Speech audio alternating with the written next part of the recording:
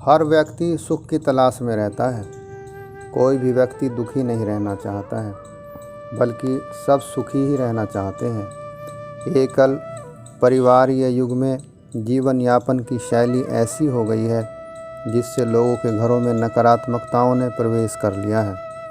घर परिवार के सुखी जीवन के लिए एवं नकारात्मकता के प्रभाव को दूर करने के लिए कुछ व्यवहारिक बिंदुओं पर विचार करना आवश्यक हो जाता है। इन बिंदुओं को अपनाने से हम स्वयं एवं बच्चों को नकारात्मकताओं, विसंगतियों एवं विकृतियों से दूर रख सकते हैं। प्रत्येक घर परिवार की अपनी संस्कृति, मर्यादाएं एवं परंपराएं होती हैं। उन्हीं के अनुरूप संस्कार पीढ़ी दर पीढ़ी आनुवांशिक रूप में प्राप्त होते रहते हैं। घर के पूर्वजों, बड़े बूढ़ों, माता पिता आदि के संस्कार अलग अलग होते हैं, जो हम में और हमारे बच्चों में आनुवांशिक रूप में आते हैं। अधिकांशतः माता पिता को बच्चों को बचपन से ही अच्छे संस्कार देकर व अच्छी बातें बताकर उनका पालन पोषण करना चाहिए। लेकिन उनको नकारात्मकता से बचाने के लिए यह भी ज़रूरी है कि उनको धन की कीमत समझाते हुए धनाभाव या मध्यम वर्गीय जीवन का एहसास कराया जाए, जिससे वे अहंकारग्रस्त न हों, क्योंकि अहंकार में नकारात्मकता की भावना भरी हुई होती है। आरंभ से बच्चों को सादा जीवन, उच्च विचार का पाठ पढ़ाते हुए नैतिक शिक्षा से समन्वित शिक्षा देनी चाहिए। घर के वातावरण को बच्चों के समक्ष सकारात्मकता एवं उत्साह से भरने के लिए खुद माता पिता को अपने जीवन को अनुशासित बनाना चाहिए एवं आदर्श जीवन की मिसाल पेश करनी चाहिए। किसी देश, राज्य, स्थान, अंचल की संस्कृति को अपनाना बुरी बात नहीं है। उसको वसुदेव कुटुंबकम की भावना से अपनाया जा सकता है, लेकिन अपने घर परिवार की संस्कृति को भुलाना भी उचित नहीं है। सभी संस्कृतियों की अच्छाइयों को लेकर उन्हें अपना बनाने का प्रयास करना चाहिए। आजकल हर परिवार में पाश्चात्य संस्कृति का रंग खूब चढ़ा हुआ है, लेकिन उसकी भी अच्छाई को लेकर उसमें अपनी भारतीय संस्कृति का रंग चढ़ाकर उसे अपनाना चाहिए। हमें उसके रंग में रंगना नहीं चाहिए। सुखद भविष्य को भोगने के लिए आरंभ से वे आदतें बच्चों में डालनी चाहिए जो अपने घर परिवार के अनुकूल हों, जिससे हमें भविष्य में पछताना नहीं पड़े। जिस तरह का लालन पालन बचपन में करेंगे, वैसा ही परिणाम बच्चों के बड़े हो जाने पर हमें प्राप्त होगा। जैसा बोएंगे वैसा काटेंगे। माता पिता आगे जाकर सोच नहीं पाएंगे कि कौन सी आदत बच्चों में कहाँ से आई। अतः बचपन से ही बच्चों में अच्छी आदतें डालनी चाहिए, क्योंकि बहुत सी अनुचित आदतों के जन्मदाता माता पिता प्रेमवश ही होते हैं।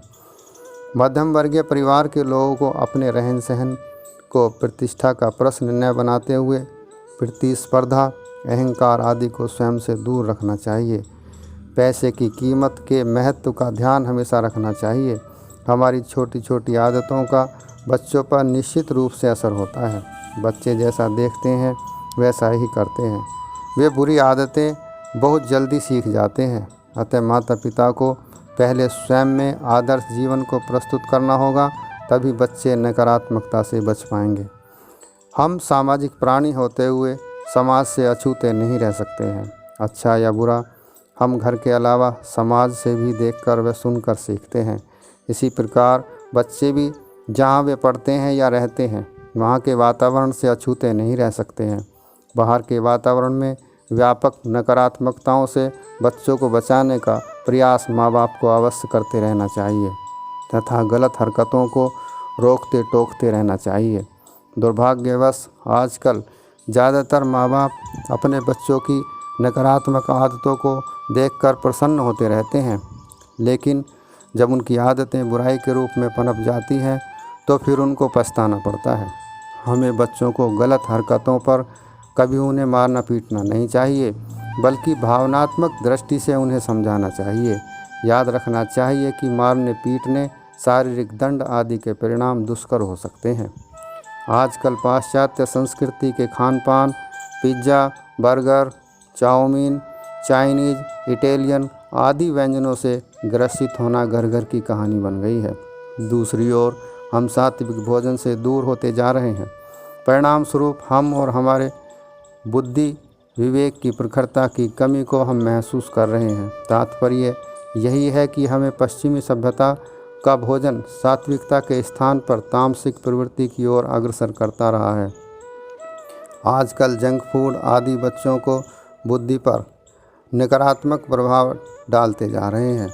वर्तमान में बच्चों में प्रखरता के स्थान पर मलिनता को प्रश्रय मिल रहा है, जिसका उनकी बुद्धि पर नकारात्मक प्रभाव पड़ रहा है। अपने घर को नकारात्मक ऊर्जाओं से बचाने के लिए व्यक्ति को सात्विकता के साथ आध्यात्मिकता का वातावरण बनाए रखना चाहिए। इसके लिए हमें योग साधना, ध्यान साधना, जीवन साधना का आश्रय लेना चाहिए। प्रभु कृपा से हमें अवश्य ही सफलता मिलेगी। धन्यवाद।